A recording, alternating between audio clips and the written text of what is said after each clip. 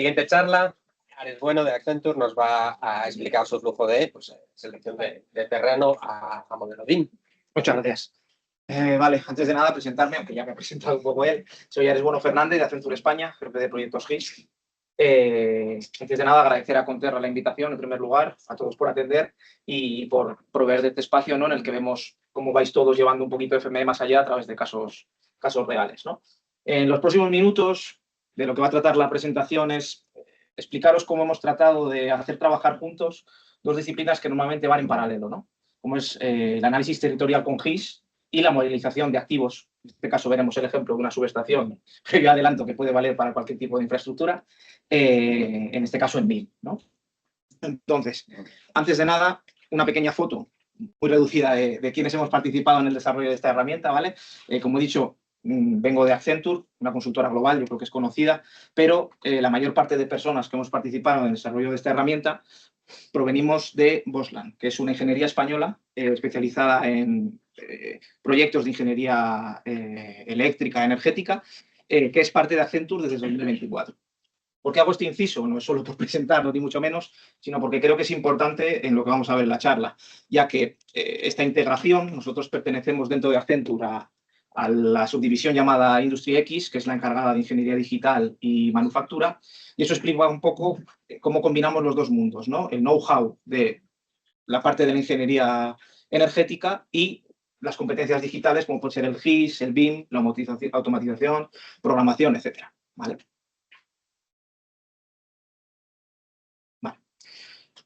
A breve resumen y presentación de lo que vamos a ver hoy aquí, como bien dice la presentación, un diseño automatizado de subestaciones, ¿vale? Este proyecto se enmarca en dos fases de proyecto, que la primera sería la preliminar de ingeniería, donde tratamos de obtener o de ver si tenemos algún tipo de afección antes de que suceda. Este tipo de casos normalmente se dan más adelante en el proyecto.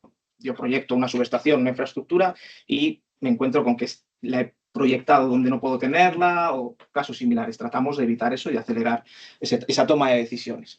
Y en segundo caso, ya lo que es la propia ingeniería, diseño del activo, como vamos a ver, hacerlo lo más automatizado posible a tal grado que es prácticamente autónomo, ¿vale?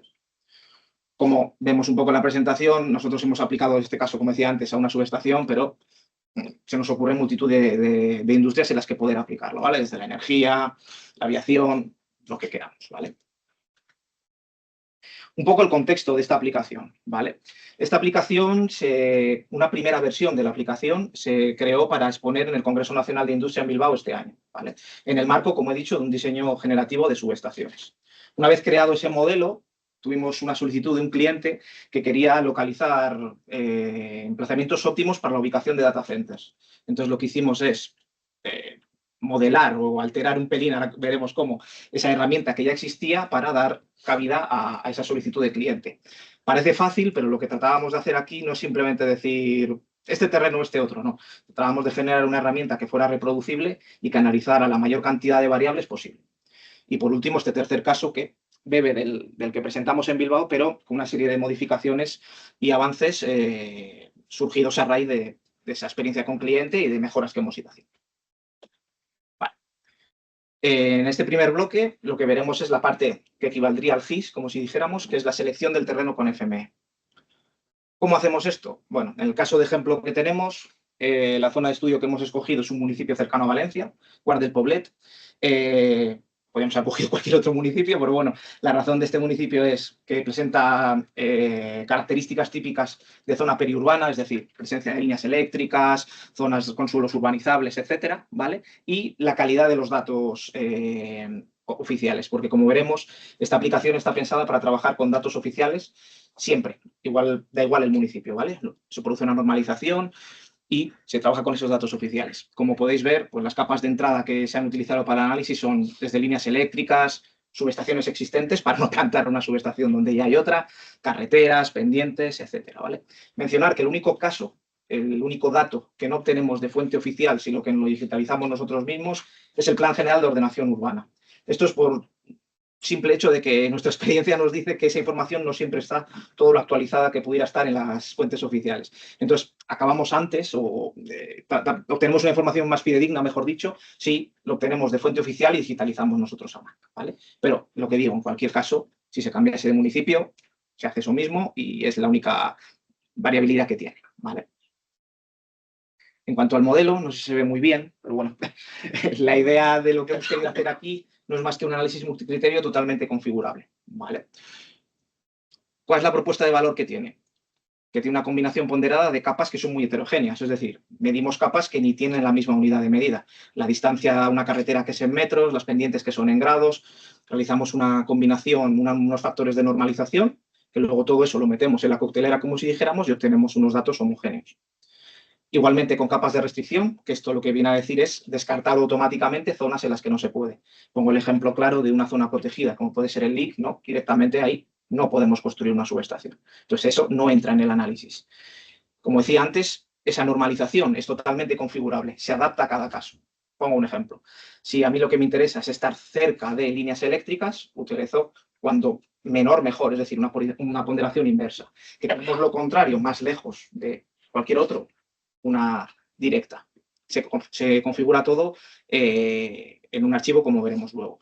Y luego, que también nos parece súper importante, la trazabilidad. Nosotros no simplemente metemos una salida y sale un resultado y ya está, no. Nosotros trazamos todo lo que sucede por el medio, es decir, los rasters que se generan a partir del vectorial, los rasters que se generan normalizados, esa capa de restricción, todo te da la posibilidad de trazar por qué se ha decidido eso y no es simplemente porque el programa lo ha considerado, ¿vale?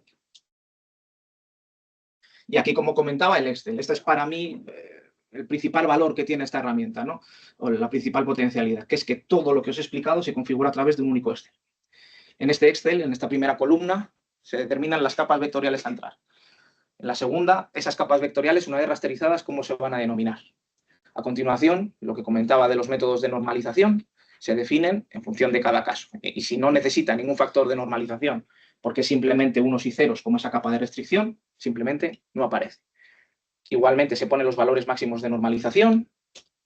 También lo que decía, si la capa es de restricción o no, en caso de serlo, cuál es su valor. Y por último, el peso que tiene la capa. ¿Esto qué permite? Aparte de ser totalmente configurable, es accesible para cualquier usuario que no necesita programar ni nada raro. Simplemente con tener claros los parámetros los introduce y ya estaría.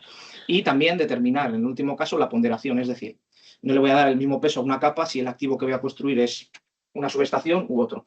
Permite a negocio establecer de una manera clara cuáles son sus prioridades a la hora de considerar ese terreno.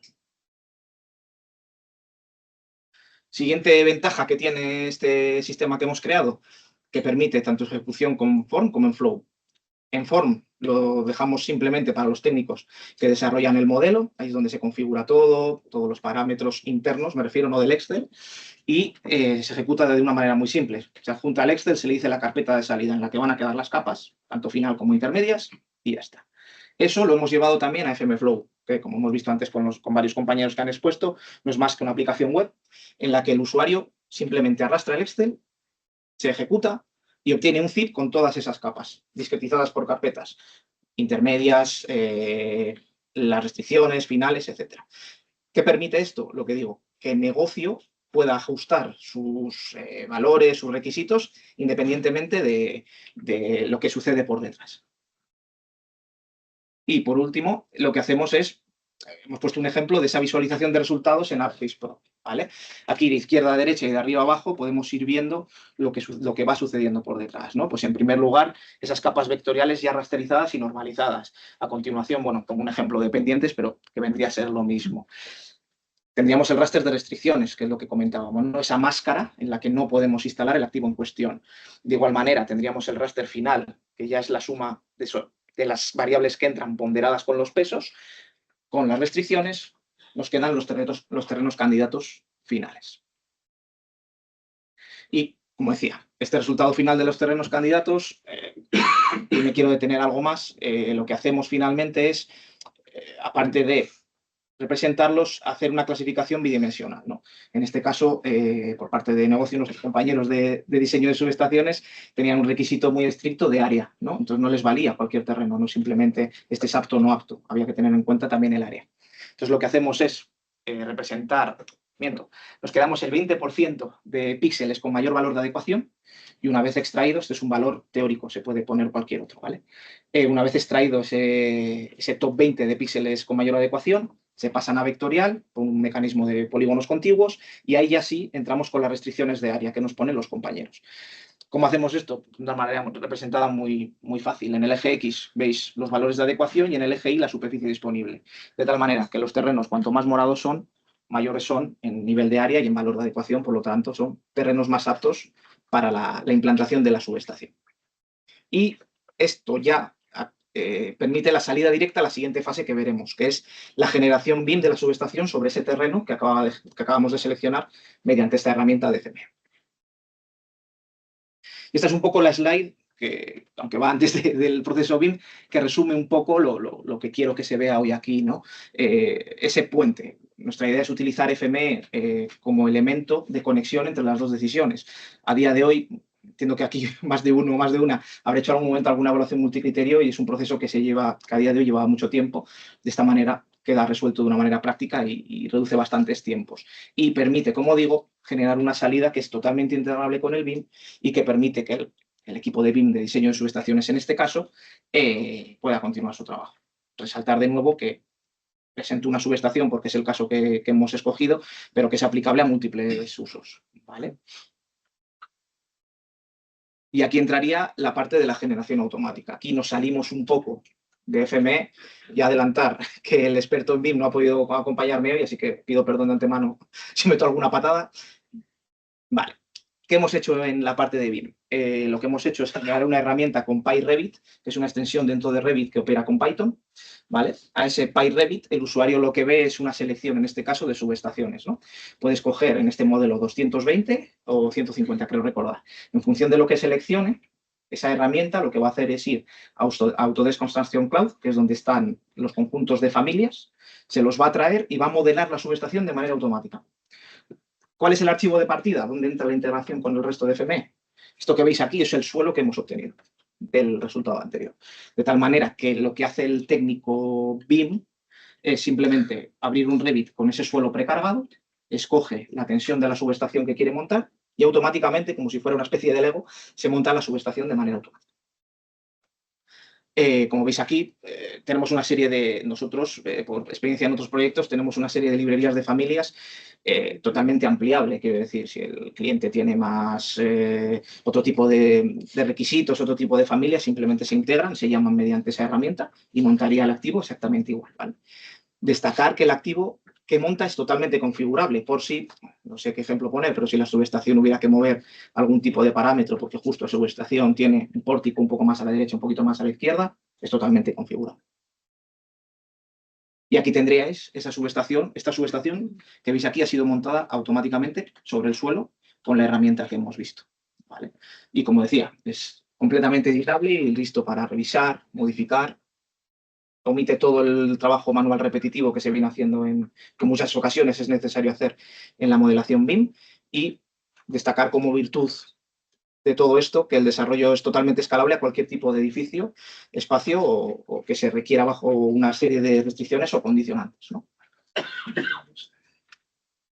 Y esto sería todo. Muchas gracias.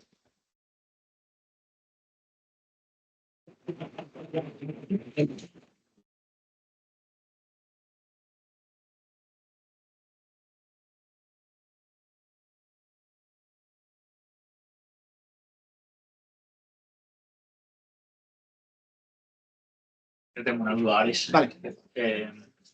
Has dicho que tienes el EFE para parametrizar. Pues, ¿la FMFlow la usa mucha gente? ¿O es uso interno? ¿O es para empresas? Como nosotros tenemos montado el ecosistema ahora es de uso interno. ¿Qué sucede? Esta prueba es una prueba de concepto y todavía no está operada. O sea, no hemos puesto en marcha, quitando para el diseño de data centers, que aún así era algo interno nuestro, para un cliente concreto montado en nuestro entorno.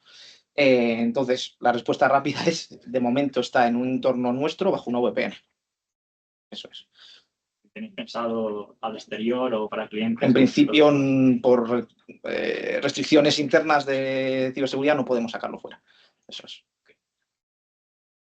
Entonces, si un cliente viniera y nos pidiera algo, podríamos o bien hacer el análisis en nuestro entorno y luego compartir estos resultados que salen, o lo ideal sería quizá que tuvieran ellos el entorno y poder operar ahí, cualquiera de los dos casos.